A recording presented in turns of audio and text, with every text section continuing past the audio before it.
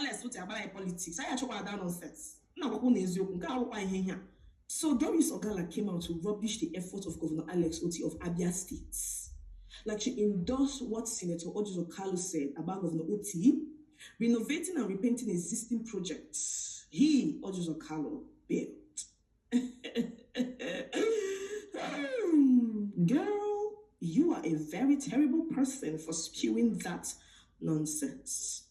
For the very first time in 33 years of Abia State existence, Abians unanimously elected an exceptional man who is making a very big difference. A compassionate, incomparable, and assiduous man that loves his people and has restored the glory of Abia. Governor Alex Oti is an answered prayer, and it will be an abomination for we Abians to sit and watch you, Doris, like Doris of Pastor Chris Okafor, to belittle and dismiss the revolution going on in Abia and ably engineered by Governor Alex Oti. That's preposterous. We can't do it, Mba. Now, for context, let's watch what Doris Ogala said before we analyze. Yeah, good morning. I've just been very busy, so I've not really paid attention to Abia State politics. I saw a video my boss made, Senator Ojo Okalu, stating that Governor Alex Oti has not done or constructed a new road project in Abia, which is true. He said that Alex Oti has only been fixing and repeating his project as a governor that he, Ojo Okalu, built 2009, I'm sure. So now this morning I'm seeing another video that Alex Oti's media team brought out to counter what my senator, my boss, said, Senator Ojo Okalu. Now let me clear you guys. That video is a damage control, because if you look at that video, he only said that Governor Alex Oti is brother, that he renovated the road he built as a governor. That the only time that road has been smooth was when he was a governor, when he constructed that road. That Governor Alex Oti has not constructed or created a new road in Abia North, which is true. All the roads in Abia you're seeing was constructed by Senator Ojo Okalu, and no other person has given or created any other access road to Abia North. Quote me right, or come and prove to me that you have created a new access road in Abia North, except the one Governor Ojo Okalu did as a governor.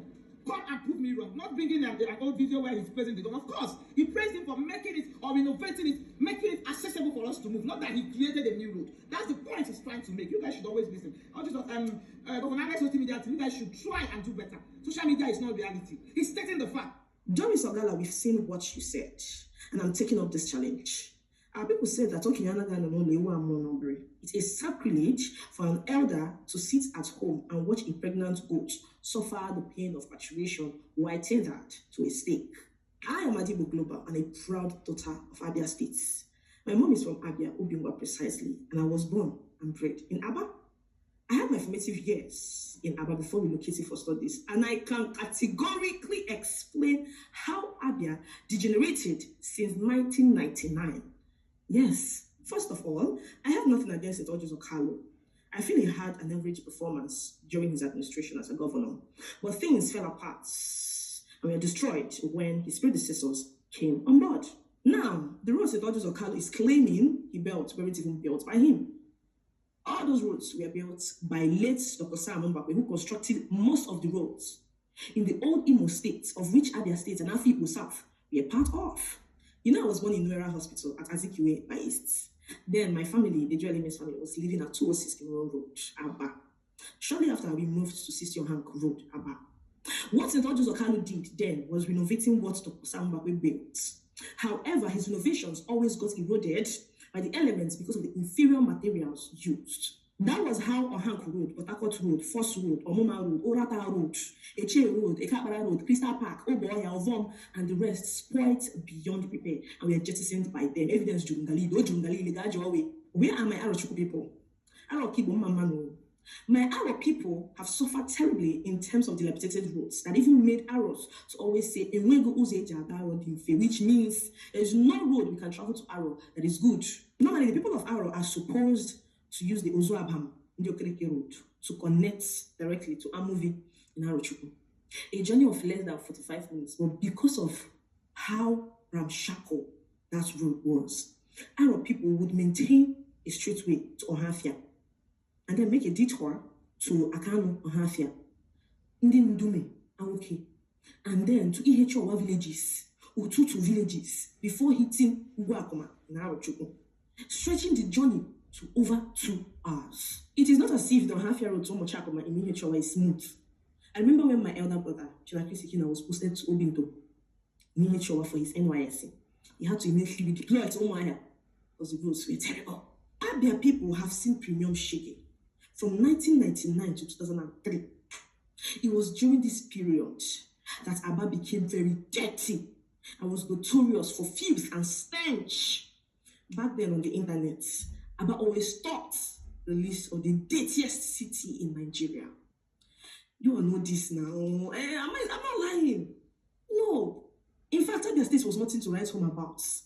The execrable administration of the past governors rubbished the confidence of Abians that many Abians were always ashamed to admit that they were from Abia State. In the Abia. And they to ashe. They made to ashe him karambulezi. I'm not gonna make a sneaky. Like, I'm not lying. Abians suffered in silence. When we packed into our new house at Ariari Axis, my brothers would swim the ocean of Ukumango there to attend school at BTC and also boys along First Road. Me, I went to Abai Girls. I was even lucky. Put on a gas line here. I was just I wanted to Osisioma. And then we were passing through Osisioma then. Osisioma to go to Abai Girls. Umode Road at Ukumango perished and nobody remembered that road.